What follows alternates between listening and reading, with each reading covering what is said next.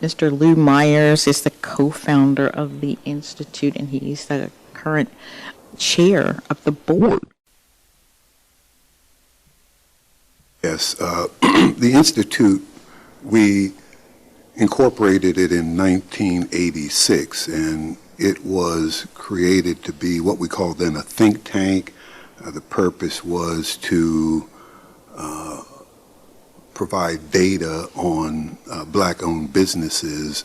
Part of the problem, small businesses became a thing in the early 80s, but there was little information on small businesses in general, almost none on black-owned businesses. And in order to have policy is driven by data. So we thought about it. I was Assistant Secretary of the Department of Commerce. Andrea Harris worked for me in the Commerce Department, and we incorporated it in 1986 for that purpose.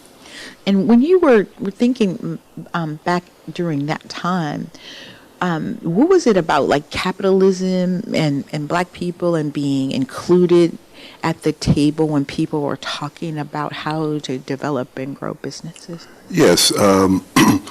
I met Floyd McKissick in 1969, and Floyd told me then that we're in a capitalistic system, and if you don't have capital, you can't play. And that just struck me, but it's true, and we see now just, we're much more aware of issues impacting business development.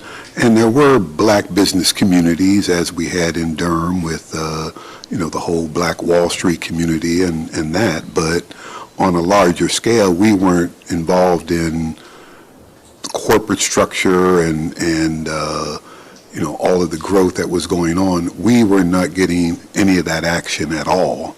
And so the question was, how do we get a piece of that action, be it from the corporations that were moving here, the corporations that were here, business startups, and we just were not involved. So that was our purpose, to figure out how we could get involved in that. So when I think about you and the movement of the Institute, I think about Afrofuturism. Like, you and Andrea had the vision for black people having money into the future. Yes. And it's evolved and grown into the Institute that we know now. So talk about the evolution and what we're seeing today with people here at this conference in particular coming together for partnership and then for elevation of black business. Yes, one of the things that we learned is that, at the end of the day, people do business with people that they know. So to know somebody, how do you form that relationship? And the problem with black business folk, there wasn't a platform for black business folk to interact with other businesses. And a lot of that was just, structural segregation, because black folk live in our community, and so where are you going to meet these leaders? They're not going to church, they're not in your community center, so that's why we didn't have the relationship. But the one thing we knew is that white people, corporate leaders, they like to play golf. And we know that Pinehurst is a destination for golf. If you like to play golf, you want to be in Pinehurst. So we figured that that might be the platform. So we had our first, we started out calling it the Golf and Tennis Weekend, but 3 years later we were told by the corporate folk, you have to change the name because they couldn't expense it if it was entertainment and pleasure. So there needed to be, so that's why we changed it to the Executive Networking Conference. But it has worked well. People come together, and this is different than a business after hours that a chamber might have, because here you've got 2-3 days, so you can meet folk, you can talk with, but you can establish a relationship that then you can build going from here. And again, as people get to know people and feel comfortable with them, oh yeah, Talitha, yeah, look, we're doing this deal, you do this, we can have a little piece of this for you. So that's what the Executive Networking Conference provided, the platform for diverse businesses to come together, get to know one another, just knowing them, and then what are you selling, what are you buying.